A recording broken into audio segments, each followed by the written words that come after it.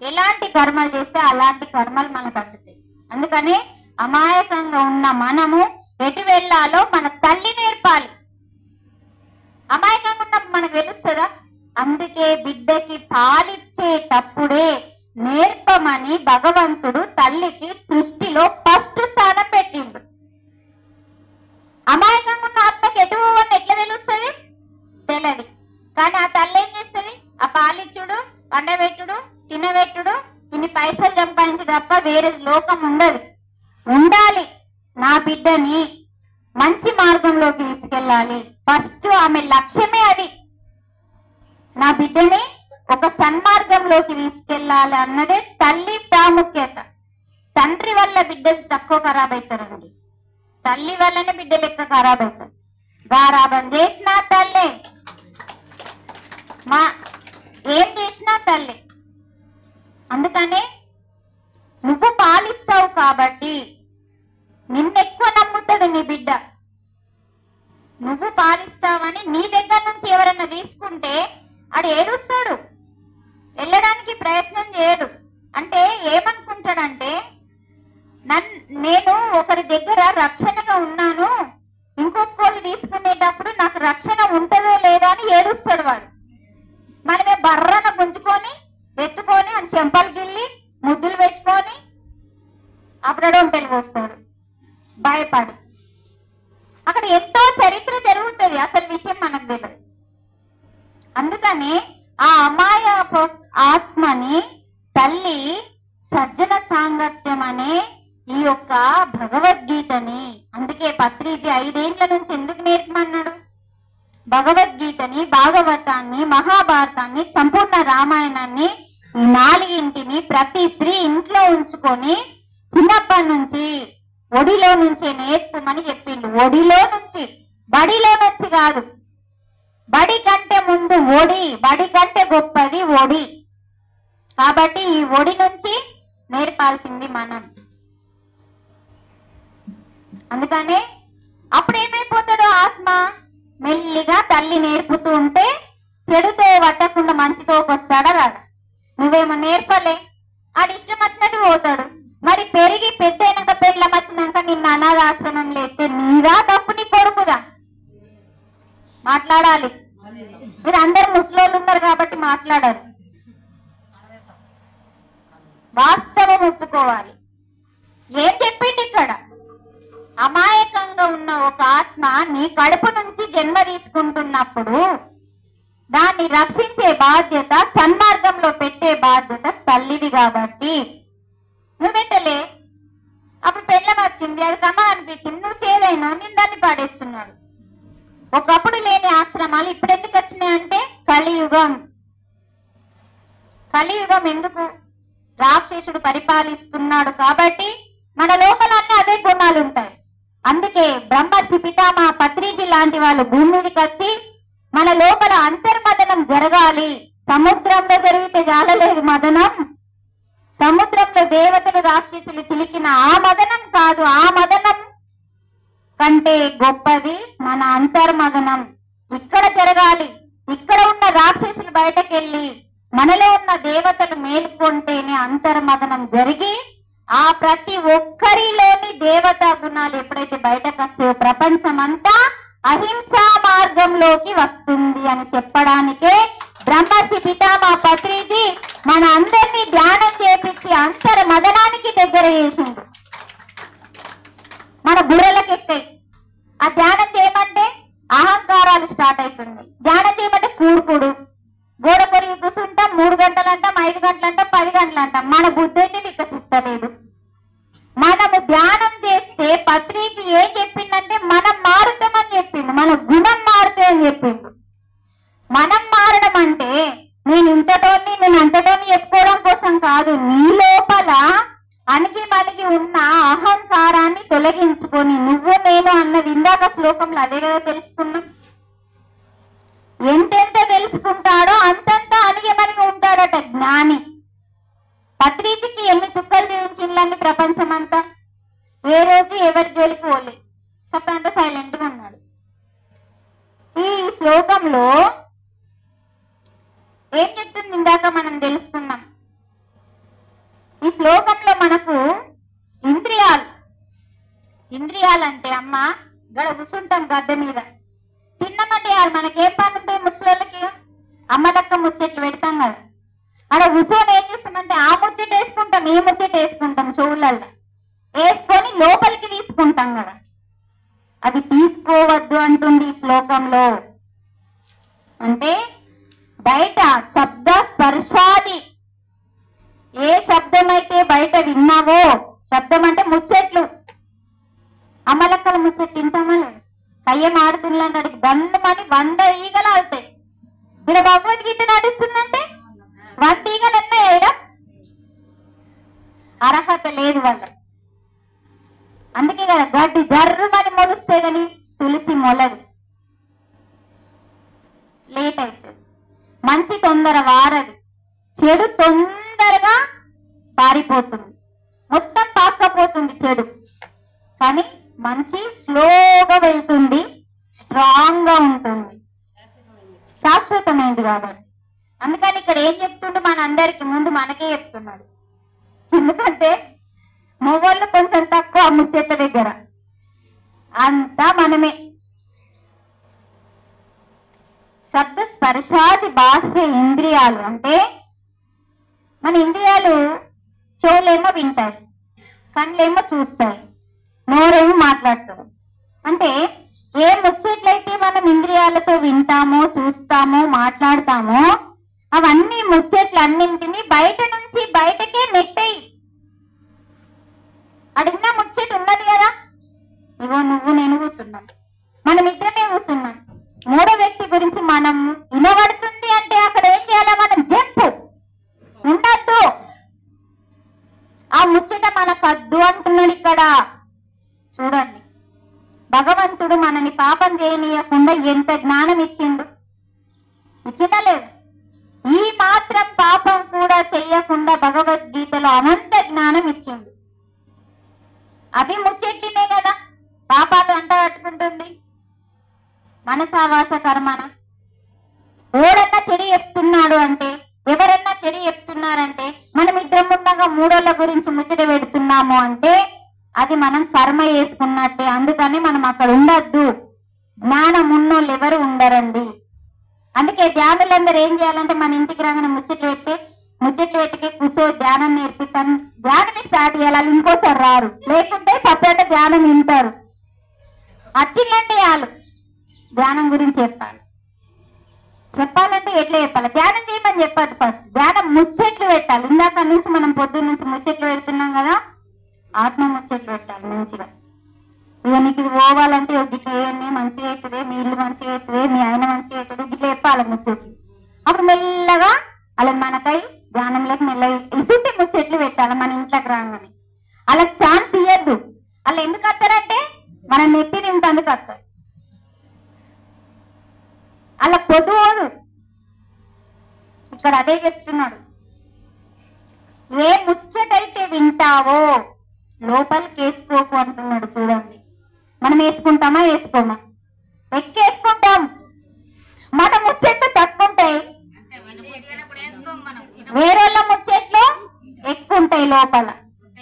నీ ఇంటి గురించి నీ గురించి అసలు పట్టింపే ఉండదు, వేరేళ్ళ చెత్త అంతా దీంట్లో వేసుకుంటావు, వేసుకోకు అంటున్నాడు. మరి మళ్ళీకి ఏమంటున్నాడు, వేసుకోకు, బయట నుంచి బయటకే నెట్టేయి, ఎక్కడ విన్నావో అక్కడ వదిలిపెట్టు. తర్వాత ఏం చేయమంటుండు, ధ్యాసను, నీ ధ్యాసను హృదిటి మధ్యలో, భూమధ్యంలో, ఇది నీ శరీరం అంతటికి మధ్యస్థానము. ఇవి 2 నంది కొమ్ములండి. నంది కొమ్ములకి వెళ్ళి చూస్తాం కదా, ఓళ్ళని చూస్తాం, ఆత్మలింగం. ఆల్రెడీ గుళ్ళకి పోయినాం, లోపలికి పోయినాం, గర్భగుళ్ళకి పోయినాం, అంతా చూసి వచ్చినాం, మళ్ళా బయటకు వచ్చి ఏం చెప్తాం? దీని అర్థం ఏంది? నంది కొమ్ములు అంటే నీ కొమ్ములే. నంది ఏడుంటాడు? గర్భగుళ్ళు ఉంటాడా? నంది ఏడుంటాడు? బయట. ఎంత అర్థం ఉందో చూడండి. నంది గర్భగుడికి బయట. చూడు, ఇవి బయట ఎలా ఉన్నాయి, ఇది గర్భగుడి కాదు. మరి గర్భగుడిలో ఎవరున్నారు? ఆత్మలింగం. అంటే ఈ గర్భగుడిలో ఆత్మలింగం ఉంది హృదయంలో. అంటే ఈ నంది కొమ్ముల నుంచి భృగుటి మధ్యలో నుంచి ధ్యాసని నిలిపి నీ గర్భగుడిలోకి చూడు, ఆత్మలింగం కనిపిస్తుంది అని చెప్తున్నాడు. అక్కడ గుడి యొక్క అంతరార్థం. అందుకే నందిని బయట కూర్చోబెట్టి ఆయన లోపల కూర్చున్నాడు. నంది అంటే చంచలం. అలా ఆ నంది కొమ్ములకి చూసి అర్థం ఎందుకు పెట్టిన యోగులు ఉత్త పిసోలు కాదు. యోగులు ఏది పెట్టినా అంతరంగంగా అర్థం చేసుకోమని పెడితే ఆ పోవాల. ఎందుకు చూస్తున్నా అని నేను అడిగింది అనుకో, నిన్ను అందరు చూస్తున్నా కానీ తెలుసుకోవడానికి ప్రయత్నం చేయాలి. సరే అందరు చూస్తున్నా చూడు, ఎందుకు చూస్తున్నాని ఏ రోజన్నా ఎవరన్నా పంతులు అడిగిందా? ఎందుకు చూడాలి? నేను చూడకపోతే ఏమన్నా అవుతుందా? మళ్ళీ ఏమన్నా కాదు కానీ పోని గంగలో అందరు చూస్తే మనం చూస్తే చూసుడు అచ్చుడు, అంతకు మించి వేరే జ్ఞానం లేదు. బ్రహ్మర్షి పితామహ పత్రిజీ మన జీవితంలోకి వచ్చేంత వరకు అందరూ ఇవే లోకంలో ఉన్నారు. ఆయనని ఎన్నిసార్లు గుర్తు చేసుకుంటున్నాం మన క్లాస్లో. మనల్ని ఎంత అద్భుతంగా మార్చిన మహానుభావుడు ఆయన. అంటే ధ్యాసని నీ శరీరం అంతటికి ఇది గొప్ప స్థానం, భృగుటి మధ్య స్థానం. ఈ రెండు కనుబొమ్మల మధ్యలో ఏముంటుంది అంటే శ్వాస ఉంటుంది. ఈడ కాదుంది, ఇది ఇప్పుడే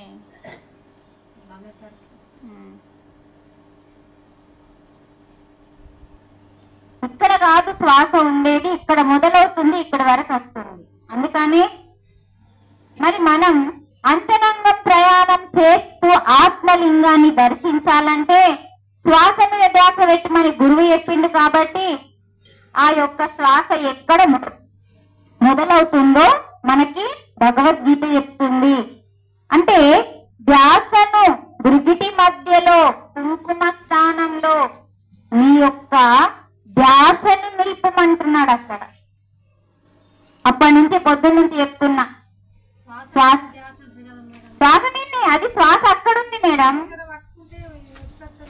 నొప్పి వస్తాయి, మీ ధ్యాస అక్కడ ఉంది కాబట్టి మీకు నొప్పి వస్తాయి. అంటే మీరు కరెక్ట్ ఉన్నట్టు. శ్వాస ఇక్కడ కాదు మొదలైంది. శ్వాస రెండు కనుబొమ్మల మధ్యలో మొదలయ్యి ఇక్కడ నీకు తేడా తెలుస్తుంది, ఇక్కడ వరకు వస్తుంది. ఇక్కడ మరి ఇది ఆయనే చెప్తున్నాడు కదా భగవద్గీత. అందుకే ముందట సాక్ష్యం భృగుటి మధ్యలో శ్వాస మొదలవుతుంది కాబట్టి అక్కడ మనం తొందరగా ఆలోచనలు వెళ్ళిపోవడానికి మనం ఇక్కడ ధ్యాస పెట్టినాం అనుకోండి, ఆలోచనలు పోవు. అదే మన ధ్యాస అంతా ఇక్కడ లాగుతూ ఉంటుందండి. ఆ యొక్క ప్రాంతం అంతా ఆజ్ఞా చక్రం అంతా లాగినట్టుగా గుంజినట్టుగా వైబ్రేషన్ తెలుస్తూ ఉంటుంది. మనం ఇక్కడ ధ్యాస పెడితే చాలు వైబ్రేషన్ స్టార్ట్ అవుతాయి. అందుకే మీకు అదంతా గుంజుతుంది. అంటే మీరు గుంజుతుంది అంటే మీరు సరైన స్థితిలో ఉన్నట్టు. అక్కడ ధ్యాసని లోపలికి పంపించాలి. శ్వాసని ధ్యాసతో లోపలికి వెళ్తూ చక్కగా ఆ శ్వాసని మీ ధ్యాసని ఒక్కటి చేయాలి. ఎప్పుడైతే శ్వాస ధ్యాస ఒక్కటైతుందో ఈ రెండు శ్వాసలు ఏమని చెప్తున్నాడు ఇక్కడ? ప్రాణం సమానం. అంటే ప్రాణము అపానం, ప్రాణ అపాన అంటే ఉచ్ఛ్వాస నిశ్వాస. అంటే లోపలికి వెళ్ళే గాలి, బయటకు వెళ్ళే గాలి, రెండు శ్వాసలు, రెండుగా ఉన్న శ్వాసలు ధ్యాసని శ్వాస మీద పెడితే ఒక్కటైతాయి అంటున్నాడు. ఇంత అద్భుతంగా ఇచ్చిండు జ్ఞానం. ఒక దాంట్లోకెళ్ళి తీసుకుంటాం, ఒక దాంట్లోకెళ్ళి వదులుతున్నాం. అదే నువ్వు ధ్యాసని మొత్తం శ్వాస మీద పెట్టినావు అనుకో, ఏమైతుందంటే రెండు ముక్కులకెళ్ళి గాలి వస్తుంది, రెండు ముక్కులకెళ్ళి లోపలికి వస్తుంది. అంటే సమానం అయిపోతుంది. అర్థమైంది ఇప్పుడు? మీకు డౌట్ ఉంటే క్లియర్ చేసుకోవాలి, డౌట్ తో వెళ్ళద్దు. అలా మనకి నాసికా రంధ్రాల ద్వారా చలిస్తున్నా అంటే ప్రవహిస్తున్నా. ఈ నాసిక అంటే ముక్కు. ఈ ముక్కు రంధ్రాల ద్వారా ప్రవహిస్తున్న ప్రాణ అంటే ఉచ్ఛ్వాస, అపాన అంటే నిశ్వాస. ఉచ్ఛ్వాస అంటే ఏంటిది? ఆక్సిజన్. నిశ్వాస అంటే ఏంటిది? Carbon dioxide. మనకు పనికిరానిది, మనకు పనికొచ్చేది బయటకెళ్ళి తీసుకుంటున్నాం. అది చెట్టు మాత్రమే ఇస్తుందండి. అందుకే మనం రోజొక్క చెట్టు నాటుతున్నాం కదా. చెట్టు నుంచి మాత్రమే మనకి వస్తుంది కాబట్టి అది మనం బయట నుంచి తీసుకుంటున్నాం. అందుకే మీరు ఒక్కసారి గమనించండి, చెట్లు లేని చోటుకి ఒకరోజు వెళ్ళండి, చెట్లు బాగా ఒత్తుగా ఉన్న చోటుకి ఇంకొక రోజు వెళ్ళండి, తేడా మీరు తెలుసుకుంటారు. చెట్టు యొక్క గొప్పతనం, ఆ చెట్టు యొక్క గొప్పతనం తెలుసుకున్నప్పుడు దానిలో ప్రాణశక్తి ఎక్కువ ఉంటది. ఎక్కడైతే గుబురు గుబురు గుబురు గుబురు చెట్లు ఉంటాయి అడవిలో, అక్కడికి వెళ్తే ప్రాణశక్తి అపారంగా ఉంటుంది. అక్కడికి వెళ్ళగానే పూర్తిగా మైండ్ అంతా బ్లాక్ అయిపోతుంది, ఒక ఆలోచన ఉండదండి. అందుకే పత్రిజీ ఏం చెప్పిండు? కనీసం నెలకు ఒక్కసారన్నా అడవిలకు పోమన్నాడు, ట్రెక్కింగ్ చేయమన్నాడు, గుట్టలు ఎక్కుమన్నాడు, కొండలు ఎక్కుమన్నాడు. మన గురువు నేర్పిన జ్ఞానం బయట ఎక్కడా లేదండి, అంత నేర్పిండు. ఆయన లేడని మనకు అవసరం లేదండి, ఆయన చెప్పిన జ్ఞానం ఎంతో ఉంది, అది పట్టుకుంటే సరిపోతుంది. కావలసిన కంటే ఎక్కువ ఇచ్చిపోయింది ఆయన.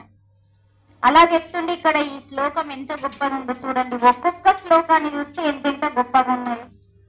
మరి అందుకే పత్రిజీ ఏమన్నాడు? 700 శ్లోకాలు కూడా నీకు అవసరం లేదు, నువ్వు మారాలంటే ఒక్క శ్లోకం చాలు అన్నాడు. ఇప్పుడు దీన్ని పట్టుకో, నువ్వు బయట ముచ్చెట్లు లోపలేయకు, బయట నుంచి బయటకు నెట్టే, నీ ధ్యాసనంతా భృగుటి మధ్యలో నిలిపి నీ నాసికా రంధ్రాల ద్వారా ప్రవహిస్తున్న శ్వాసని సమానం చేయు అంటున్నాడు. ఒక్కటి చెయ్యి, దాని మీద ధ్యాస పెడితే ఒకటైతుంది. అప్పుడు ఏమైతుంది? క్లియర్ గా చెప్తున్నాడు. ఎప్పుడైతే 2 రంధ్రాల ద్వారా కనుబొమ్మల మధ్యలో భృగుటి మధ్యలో శ్వాసని మనం ఇచ్చేస్తామో సుషుమ్న నాడి ఓపెన్ అవుతుంది. ఇక్కడ సుషుమ్న నాడి అన్నిటికంటే గొప్పది, ఎందుకంటే అది బ్రహ్మనాడిగా మారుతుంది కాబట్టి. మనకు 72,000 నాడులు ఉంటే అందులో 3 నాడులు చాలా చాలా చాలా చాలా ముఖ్యం. ఇడా, పింగళ, సుషుమ్న. ఇదే త్రివేణి సంగమం అంటే. త్రివేణి సంగమం అంటే మనం పోయి స్నానం చేసి వచ్చినాం కదా మొన్నదాకా ప్రయాగ, అదంతా ఇదే.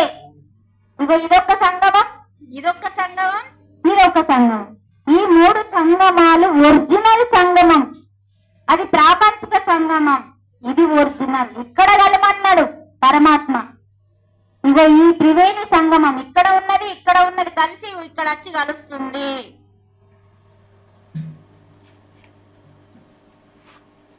గంగా యమున సరస్వతి, గంగా యమున సరస్వతి. సరస్వతి అంటే జ్ఞానం. ఇక్కడికి వస్తే తప్ప నీకు జ్ఞానం రాదు. ఆజ్ఞా చక్రం అంటే చూడండి, ప్రయాగకి వెళ్ళి స్నానం చేసినంత మాత్రాన ఏమి వస్తుందో రాదో కానీ ఇక్కడ మాత్రం స్నానం చేయాలి. ఈ 2-3 సంగమాలు కలుపుకోవాలి మనం రోజు కొంచెం సేపు. మనం రోజు సంగమం చేస్తున్నాము, వాళ్ళేమో 144 సార్లు 4 సంవత్సరాలకు ఒకసారి వచ్చిందని పోయొచ్చింది కదా. పత్రిజీ పుణ్యమాని పత్రిజీ దయ వల్ల మనం రోజు త్రివేణి సంగమం చేస్తున్నాం. చేయనల సంగతి మనం చెప్పుకుంటూ పోతున్నాం. చేసిన వాళ్ళ చేసుకుంటూ వెళ్ళాలి, చేయని వాళ్ళకి చెప్పుకుంటూ వెళ్ళాలి. అందుకనే ప్రతిరోజు మన దగ్గర త్రివేణి సంగమం ఉంది. అలా మనకి చక్కగా ఈ ఉచ్ఛ్వాస నిశ్వాసల్ని స్వయంగా ఎంత చక్కగా వివరిస్తున్నాడో చూడండి. ఈ శ్లోకం అర్థమైందా అండి మీకు? ఏముంది? బయట ముచ్చెట్టు తినద్దంటుండే, ఇంటికినా ఒకవేళ తిన్నా కూడా ఇలా వేసుకోకుండా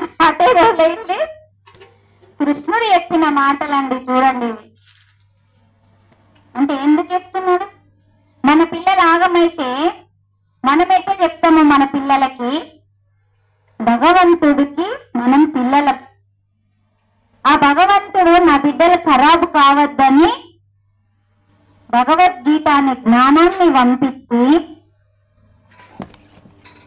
పాప కర్మలు చెయ్యకుండా ఈ గీత లోపలే ఉండండి అని చెప్పింది. మనమేమో గీత బయట ఉన్నాం, గీత లోపల లేము.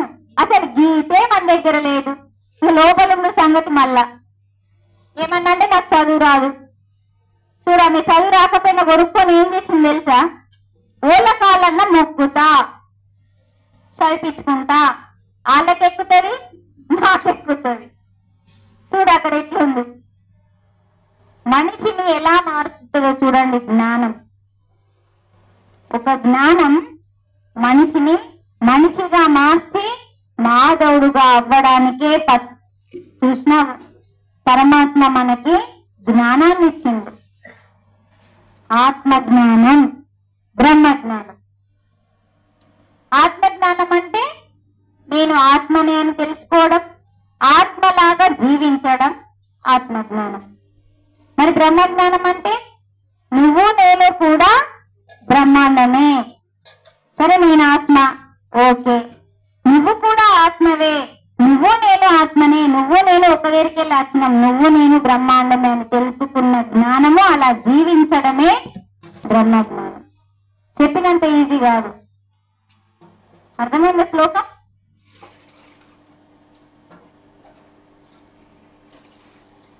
ఒక్కొక్క శ్లోకాన్ని వివరిస్తే ఒక పూట మొత్తం సరిపోతుంది. పొద్దున ఒక్క శ్లోకమే ఎంతసేపు చెప్తున్నాం మనం.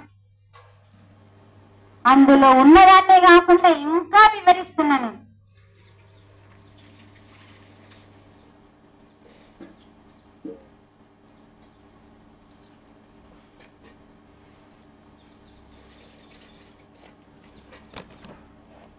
ఒక 2 నిమిషాలు కళ్ళు మూసుకోండి. మళ్ళీ ఈ శ్లోకం తర్వాత ఇంకో శ్లోకం నేర్చుకుందాం. ఒక 2 నిమిషాలు కళ్ళు మూసుకోండి.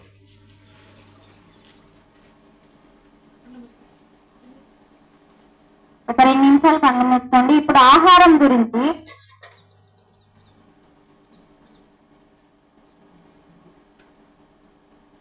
హాయిగా ప్రశాంతంగా ఒక 2 నిమిషాలు కళ్ళు మూసుకొని 2 కనుబొమ్మల మధ్యలో శ్వాసను నిలిపి అక్కడి నుంచి మొదలవుతున్న శ్వాస మీద దృష్టి ధ్యాస ఒక్కచోటే ఉండాలి.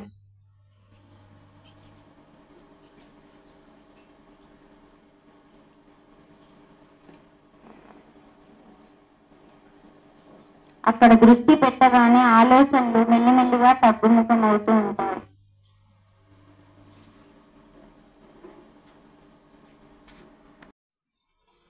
ఈ శ్లోకము సంస్కృతంలో ఉంటాయి కాబట్టి మనకేం అర్థం కాదు. అందుకని భగవద్గీతలో తెలుగులో మనకేమనిస్తారంటే, సంస్కృతంలో ఒక్కొక్క దానికి ఒక్కొక్క అర్థం ఉంటాయండి, తెలుగులో అర్థాలు వేరుంటాయి. అంటే సంస్కృతానికి అర్థాలు వేరుంటే తెలుగుకి వేరే అర్థాలు వస్తాయి అన్నట్టు. ఇక్కడ ఏం చెప్తుందంటే, యుక్తమైన ఆహారం. వినండి, మనం ఇప్పుడు రోజు తింటున్నాం, ఏం తినాలో చెప్తుంది ఇక్కడ. యుక్తమైన ఆహారం, అలాగే నడత, కర్మాచరణ, మీ యొక్క ప్రవర్తన, మీ కర్మ. కర్మ అంటే పని, కర్మ ఆచరణ, మీరు చేసే కర్మ యొక్క ఆచరణ. యుక్తమైన నిద్ర, మెలకువ కలిగి ఉన్న వాడికి మాత్రమే దుఃఖాలని పోగొట్టే ధ్యాన యోగం సిద్ధిస్తుంది అంటున్నారు. ఏమర్థమైంది? ధ్యాన యోగం అంటే ధ్యానం కుదురుతుంది అంటున్నాడు. ధ్యాన యోగంలోకి అందరూ ధ్యానం చేసినట్టు కనబడతారు, కానీ ధ్యాన యోగం కుదరది. ఎవరికి కుదురుతుంది అని చెప్తున్నాడు? యుక్తాహారం. యుక్తాహారం అంటే ఏంటిదంటే సాత్విక శాకాహారం. అంటే ధ్యానం చేసే వాళ్ళు ధ్యానం కుదరాలంటే ఎట్లాంటిదంటే అట్లాంటి తినుడు కుదరది. సాత్విక శాకాహారం అంటే ఏంటిది?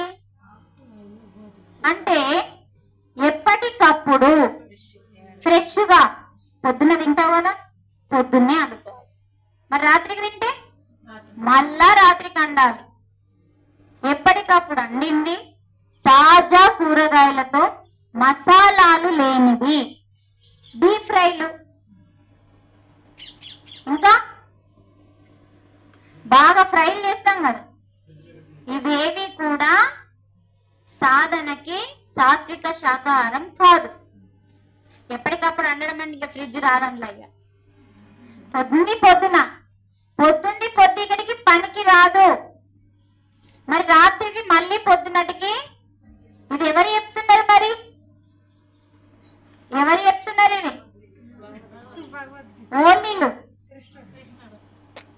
భగవంతుడు పరమాత్మ మీకేం చెప్తున్నాడు?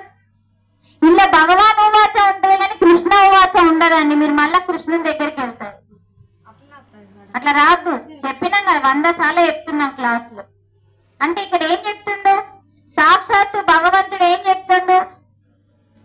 ఫ్రైలు, డీప్ ఫ్రైలు కాదు, చల్లారిన పదార్థం పనికిరాదు, సాత్వికమైన శాకాహారాన్ని యుక్తాహారము అంటారు అంటున్నాడు. అది తినాలి.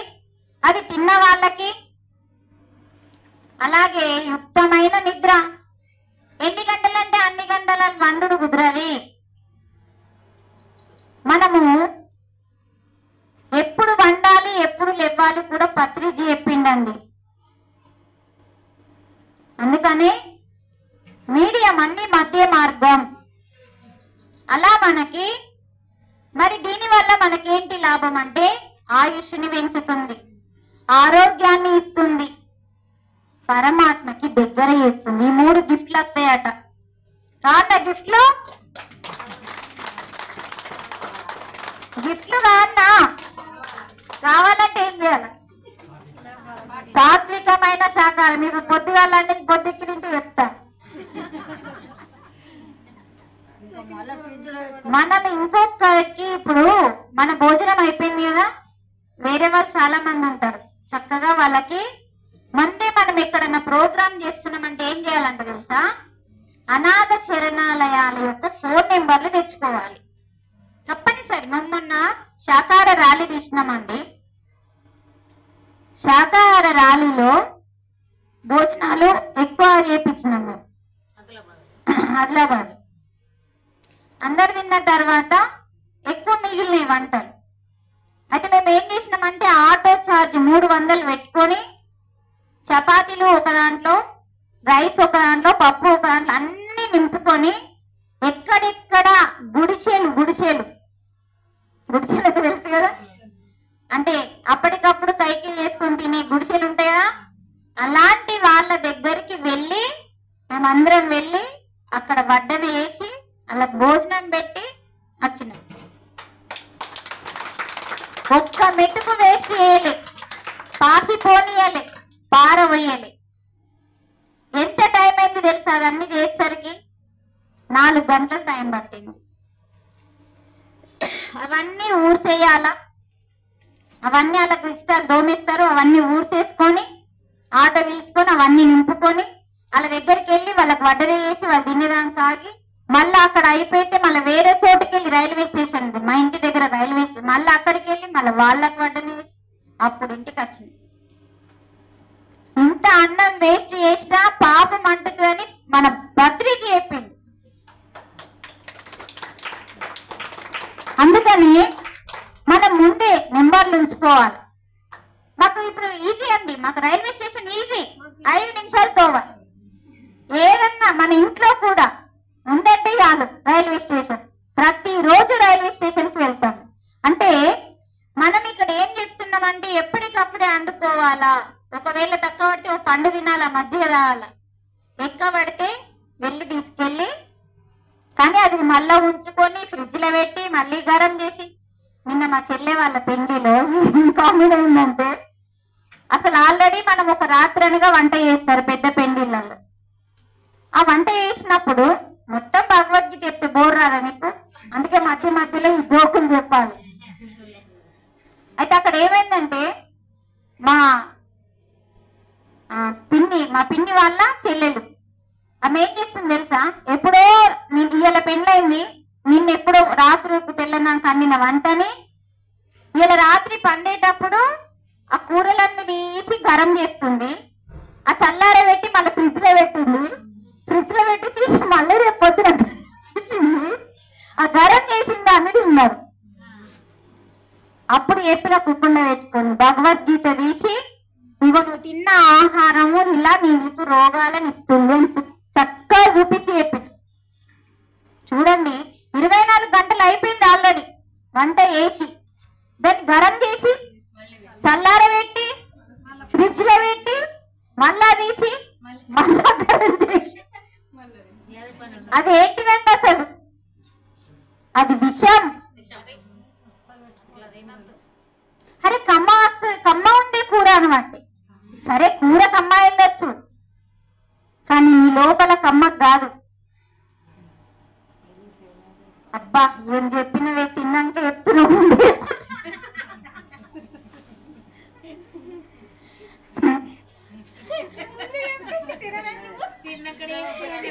అంటే మనకు ఆ విషయం తెలియదు కదా. ఫస్ట్ వాళ్ళు పెట్టుకుంటారు, గరం చేసుకుంటే ఇవన్నీ ఇదంతా ఎక్కడిదా అంటే చెప్పింది రాత్రి ఇదంతా జరిగింది స్టోరీ.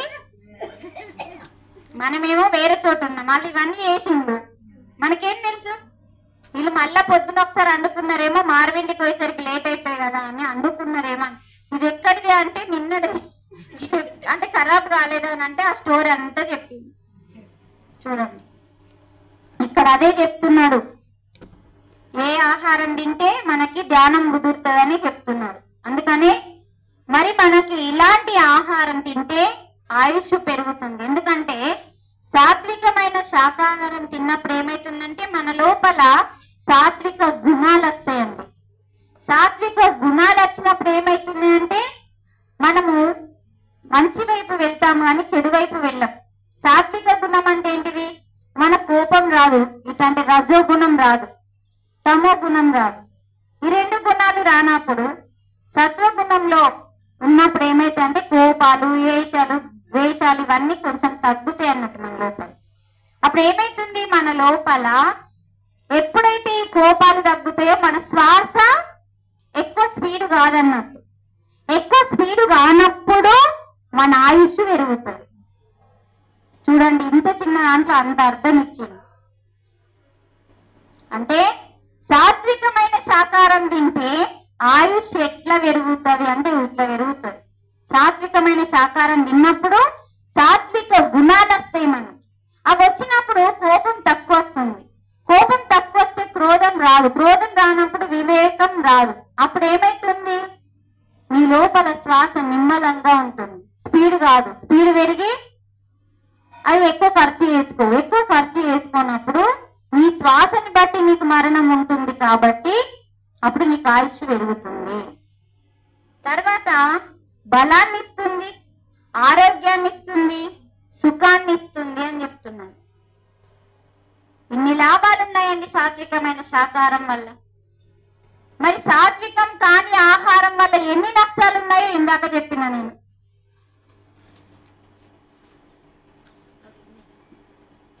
అందుకని యుక్త ఆహారం అంటే శాకాహారం అంటే సాత్వికమైన శాకాహారం అని, యుక్త శాకాహారం కాదు, మళ్ళా సాత్వికమైన శాకాహారం. శాకాహారం అంటే ఏం చేద్దాం, పొద్దున అండినాం కదా సార్లే అదే తిందామంటే అది శాకాహారం అవుతుంది.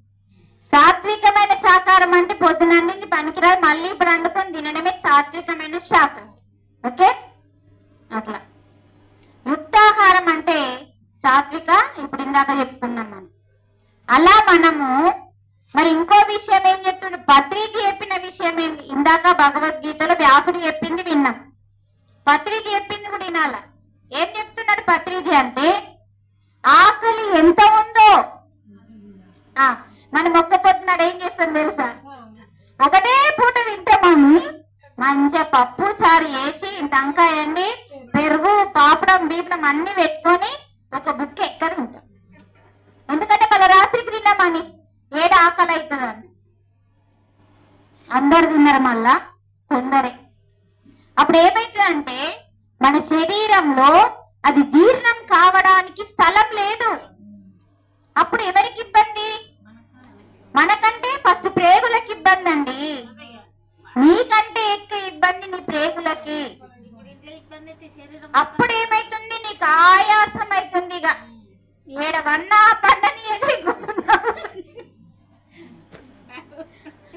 చూడండి, ఒక్క బుక్క నిన్నేం చేస్తుంది, ఆడుకుంటుంది. అందుకనే ఒక బుక్ ఏం చేయమన్నాడు, దాన్నే మధ్య మార్గం అన్నాడు పత్రిజీ. చూడు పత్రిజీ ఎలా చెప్తున్నాడు అంటే ఇక్కడ, అవునా, వెరీ గుడ్ వెరీ గుడ్. అంతకుముందు మనకు తెలియదు మరి, ఏమైనా ఇప్పుడే తెలుసు. పత్రిక వచ్చి నుంచి కొంచెం దక్కించు. అప్పుడు మాత్రం నింపుడు నింపుడు, ముక్కలు నింపుడే, అన్ని నింపుడే. చూడండి, మంచిగా నవ్వుకుంటే క్లాస్ చెప్పుకుంటే బోర్ రాదు, నిద్ర రాదు. ఆకలి ఎంత ఉందో మనకు తెలుసా తెలియదా? తెలుస్తుంది. ఇంకా కొంచెం పడుతుంది అన్నప్పుడు కూడా మనకు తెలుస్తుంది. కానీ మన మనసు ఏం చెప్తాదంటే, ఏం కాదు కమ్మ ఉంది తినంటది. బుద్ధి ఏం చెప్తుంది, అద్దంటది. బుద్ధి ఏం చెప్తుంది, ఆగంటది. కానీ బుద్ధిని మించి మనసు ఎక్కువ ప్రయోగం ఉంది కాబట్టి మన మీద, మనసు చెప్పిందే ఇంటాం. ఎప్పుడైతే ధ్యానం చేసి జ్ఞానాన్ని సంపాదించి భగవద్గీత జ్ఞానాన్ని మనం చదువుకుంటామో అప్పుడు బుద్ధి పనిచేస్తుంది. అప్పుడు సరైన మార్గంలోకి వస్తాం. అందుకనే భగవద్గీత తప్పకుండా నేర్చుకోవాలి, చదవాలి, దాన్ని ఫాలో అవ్వాలి. అప్పుడే నువ్వు పరమాత్మతో ఉన్నట్టు. సాక్షాత్తు సంపూర్ణ రామాయణం, భగవద్గీత ఇవన్నీ మన ఇంట్లో ఉంటే మన ఇంటికి ఏ చీడపీడలు అవి రోజు చదువుకుంటూ ఉండాలి. ఉండడం అంటే దిష్టి బొమ్మ లెక్క మనం పెట్టుకొని ఉండడం కాదు. అవి చదువుతూ ఉంటే చాలు మన ఇంట్లో అమ్మ ఏ చీడ ఉండదండి.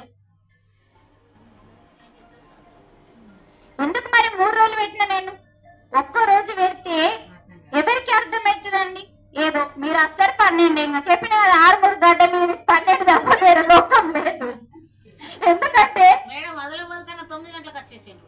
మరి మేము ఏం చెప్పినాం తెలుసా, ఫోన్లలో మీకు తెలుసా, 8 గంటలకి టిఫిన్, 9:30కి ర్యాలీ. దయచేసి ఇలా చెప్పిన నేను ప్రతి ఒక్క ఫోన్ కి ఏమని చెప్పిన అంటే, దయచేసి ఎండలు ఎక్కున్నాయి, మీకోసమే ఎండలు ఎక్కున్నాయి కాబట్టి తొందర రండి, తొందరగా వస్తే తొందర తీసి తొందర క్లోజ్ చేద్దామని చెప్పింది. అందరు వచ్చిందండి. నిజంగా అసలు ఎంత దూరం ఉన్నా కూడా కరెక్ట్ ర్యాలీకి అందరు అందిండి. 6 రోజులు కూడా అందింది. ఎప్పుడు 6 రోజులు వేరే చోట అందరు. మొన్న సిద్దిపేటలో పాపం వాళ్ళు టిఫిన్ చేయక తిరిగితే మాకు బాధ అనిపించింది. వాళ్ళకి ఏం అందలే టిఫిన్, వాళ్ళు ఎండలో తిరిగి అన్నం అందేసరికి రోగం తిరిగింది. అది కూడా చెప్పిన నేను. మనం ఎందుకంటే పెట్టే ప్రోగ్రాంలు వాళ్ళకి కష్టం కలిగించద్దని ప్రతి ఒక్కరికి దండం పెడుతూ చెప్పిన. ఫోన్లు కొన్ని వేల ఫోన్లు చేసిన నేను, నెల రోజులు ఫోన్లు చేసుకుంటూనే ఉన్నా. కొన్ని తిరిగినా కొన్ని ఫోన్లు చేసిన. దండం పెడతా 9 గంటలకు రావాలి, 8 గంటలకు టిఫిన్ ఉంటుంది, మబ్బులు వెళ్ళండి ప్రతి ఒక్కళ్ళు. 9:30కి ర్యాలీ స్టార్ట్, 11:30, 12 గంటలకి ర్యాలీ క్లోజ్. నిజమండి, అసలు ఎంత అద్భుతం అంటే ప్రతి ఒక్కళ్ళు 9:30కి వచ్చేసింది. 4 గంటలకు ఒక్కోళ్ళు, 5 గంటలకు ఒక్కళ్ళు చక్కగా బస్ ఎక్కి వచ్చింది. అద్భుతంగా జరిగింది ర్యాలీ.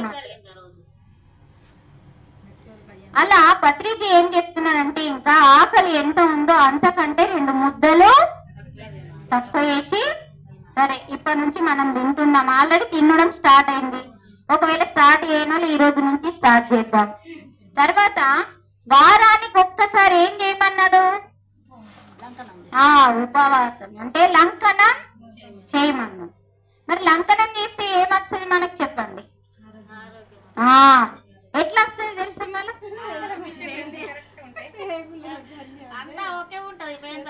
మరి ఎంత వరకు చేస్తున్నారు పట్టంలా? చేస్తే మంచిది మనకి, కానీ ప్రయత్నం చేద్దాం. నేనైతే వారానికి ఒక్కసారి కుదరదని ఖచ్చితంగా 15 రోజులకు ఒక్కసారి ఏకాదశి పెట్టుకున్నా. ఏకాదశి రోజు మాట్లాడా, ఏకాదశి రోజు మొత్తం కేవలం వాటర్ వాటర్ వాటర్.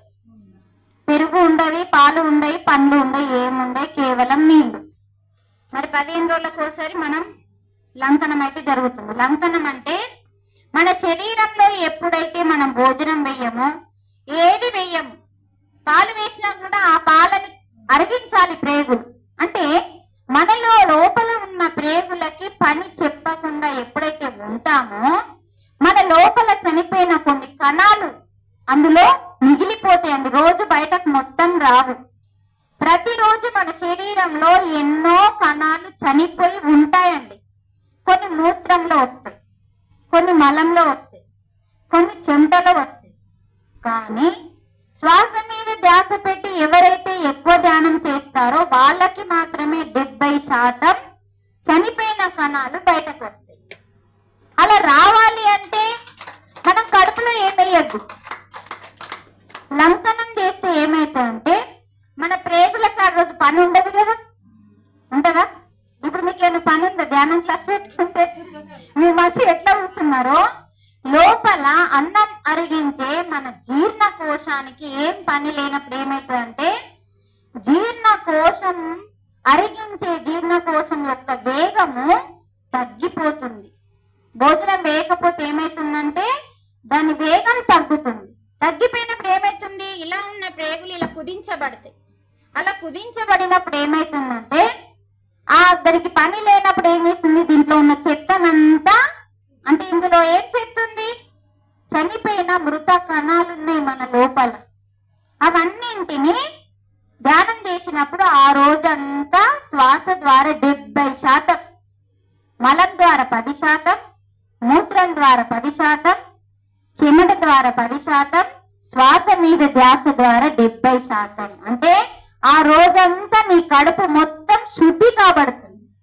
ఎప్పుడైతే నీ కడుపు అంతా శుద్ధి అవుతుందో నీకు రాబోయే రోగం రానివ్వకుండా ఆ ఒక్క రోజు కాపాడుతుందండి. 6 రోజులు బందోబస్తు తింటాం. 6 రోజులు ఆహారం ద్వారా కణం తయారవుతుందండి లోపల. ఎంతెంత ఆహారం వేస్తే అంత కణాలు తయారై అంత కణాలు చచ్చిపోతూనే ఉంటాయి. ఇలా ఉడతాయి, అలా చచ్చిపోతాయి. అలా పుడుతూ చచ్చిపోతున్న కణాలని ఇప్పుడు సరే పుడితే ఉంటుంది, కానీ చచ్చిపోయి బయటకు పంపాలి కదా మనం. అందుకే యోగులు రీసెర్చ్ చేసి లంకనం చేయమన్నారు. అలా మనం ఉపవాసం ఉన్న రోజు మనలో ఉన్న మైలంతా ఆ లంకనం చేసిన రోజు, అంటే నిలారం ఉన్న రోజు మొత్తం బయటకు వస్తుంది. అది నీ లంకనం. లంకనం అంటే కడుపుకు మౌనం, కడుపుకు నిలారం, నోటికి మౌనం, మనస్సుకు ధ్యానం. నిలారం, మౌనం, ధ్యానం, ఈ 3 ఎవరైతే చేస్తారో దాని పేరు లంకనం. ఇది చాలు, ఇది బంద్ చేస్తావు కానీ ఇది చాలించద్దు, ఇది చాలించద్దు, ఇది బంద్ చేసి ఈ 2 చాలిస్తే ఏమైతుందంటే నీకు ఆకలి చక్కెర వస్తుంది. అందుకని ఇది తాళం వేయాలా, ఈ శ్వాస మీద ధ్యాస ఎక్కువ చేయాలి. అప్పుడు ఏమైతుంది, కడుపు మొత్తం శుద్ధి అయిపోతుంది, కడిగినట్టు అవుతుంది. ఆ నీళ్ళ ట్యాంక్ లో బ్లీచింగ్ పౌడర్ వేసి కడిగినట్టు మీ కడుపు అంతా క్లీన్ అవుతుంది. నీళ్ళ ద్వారా ఏమైతుందంటే తాగుతున్న కొద్దీ అది మొత్తం శ్వాస ద్వారా చాలా శుద్ధి అవుతుంది. అప్పుడు ఏమైతుందంటే అది ఒక ఔషధంగా తయారవుతుందన్న. అర్థమైందా? మనము ఒక్క పొద్దులు పడతాం, సందడంతా టిఫిన్ తిని ఒక పూట భోంచేస్తాం. అది ఎందుకు పనికిరాదు, ఇలా పట్టాలి. వారానికి ఒకసారి. ఆ దేవుడు లేడు, ఈ దేవుడు లేడు, శనివారం దేవుడు లేడు, ఆదివారం దేవుడు, సోమవారం, అన్ని దేవుళ్ళు కలిపితే ఒకే ఒక్క దేవుడే ఉన్నాడు. కాబట్టి నిలారం పట్టాలి. వారానికి ఒకసారా, నెలకు ఒకసారా, 15 రోజులకు ఒకసారా. తాళం తాళం తాళం 3 తాళాలు వేయాల. నిలారం అనే తాళం, మౌనం అనే తాళం, ధ్యానం అనే తాళం వేయాలి.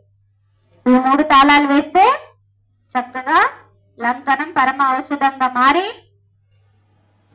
మనిషి ఆరోగ్యంగా, వచ్చే రోగాలు కూడా రావు అని చెప్పిండు పత్రిజీ. మనకి ఉన్న రోగాలని పోగొడుతుంది. ఏదైనా మైల ఉంటే కూడా చూడండి మీరు, మోషన్ చాలా లూజ్ గా వెళ్ళిపోతే తెల్లారి మనం ఔషధం లంకనం తెల్లారి మనం మోషన్ కూడా ఏదైనా మనకి లోపల ప్రాసెస్ జరిగినప్పుడు తెల్లారి ఏమైతే మన మోషన్ చాలా లూజ్ గా వస్తుంది. అంటే మన లోపల ఆల్రెడీ ప్రాసెస్ జరిగింది అన్నట్టు. నేను ఎందుకంటే నేను 8 ఏళ్ల నుంచి చేస్తున్నా లంకనం. అప్పటి నుంచి చేస్తున్నా కాబట్టి దాని మీద ఎక్కువ అవగాహన ఉంది.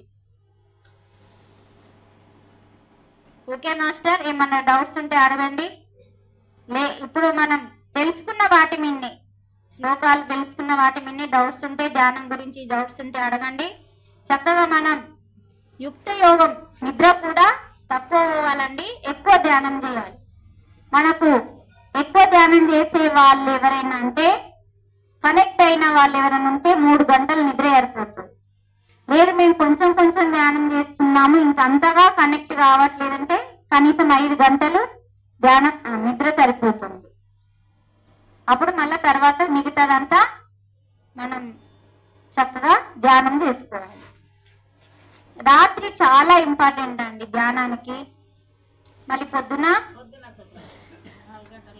పొద్దున ఇంపార్టెంటే, రాత్రి కూడా ధ్యానానికి మంచి సమయాలు.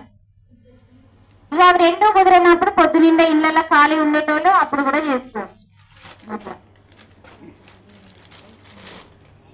ఓకే, మరి ఇంకా సుఖము, కోపము, చేష్టలు అన్నీ కూడా యుక్తమైనవన్నీ కూడా మనకి వీటి వల్ల మానసిక ప్రశాంతత, అన్ని లాభాలు, ఎన్నో లాభాలు వస్తాయని పత్రిజీ చక్కగా, మరి ఆహారం వల్ల ఎంతో మార్పు వస్తుందని పత్రిజీ, మనసు ప్రశాంతత అవుతుంది, శరీరం ఆరోగ్యం అవుతుంది, లక్షణాలు మంచిగా వస్తాయి, గుణాలు మంచిగా వస్తాయి మనకు వివరించింది. కాబట్టి మనం ఎప్పుడు కూడా సాత్వికమైన శాకాహారమే తీసుకోవాలా. ఒకవేళ లేకపోతే ఆహారం తీసుకోకుండా ఫ్రూట్స్ అన్నా తీసుకోవాలి, కానీ సాత్వికమైన శాకాహారం లేనప్పుడు తీసుకోవద్దు. Okay, right, thank you. మరి రేపు కూడా చివరి రోజు కాబట్టి 3వ రోజు. మరి ఈ రోజు కూడా మీరు లేటే వచ్చిండు, ఎందుకంటే చెప్పాను కదా 6 గడ్డ అని. మీకు ఇంట్లో రావాలనుకుంటే ఇప్పుడు పెళ్లి పత్రిక వచ్చిందండి, 8 గంటలకు పెళ్లి ఉందంటే మీరు 8 గంటలకు పోతారా? పోరా? కంపల్సరీ పోతారు. అందుకనే మనకు రేపు ఎక్కువ జ్ఞానం కావాలి అనుకున్నాడు, కొంచెం ఎక్కువ జ్ఞానం కావాలి అనుకుంటే 10 గంటలకి అందరు వస్తే ఇంకా ఒక 4 శ్లోకాలు ఎక్కువ చెప్పుకోవచ్చు. శ్లోకాలు ఎక్కువ చెప్పడం, ఉరకడం ముఖ్యం కాదు. ఆ శ్లోకం అర్థమయ్యేంత వరకు, మీ నెత్తికి ఎక్కేంత వరకు నేను వెళ్ళను. కాబట్టి శ్లోకాలు రేపు ఎక్కువ కావాలనుకుంటే తొందరగా రండి, తొందరగా క్లాస్ డ్రాప్ చేసుకుందాం. రేపు 4 గంటలకే క్లోజ్ అవుతుంది. ఓకేనమ్మా? ఏమైందమ్మా? నాకు ఎన్ని గంటలు మాట్లాడతావా? మళ్ళా మాట్లాడదామా? లావణ్య మాట్లాడతావా? ఏమైనా డౌట్స్ ఉన్నాయమ్మా? ధ్యానం చేయని వాళ్ళు, కుదరని వాళ్ళు, లేకుంటే భగవద్గీత శ్లోకాలను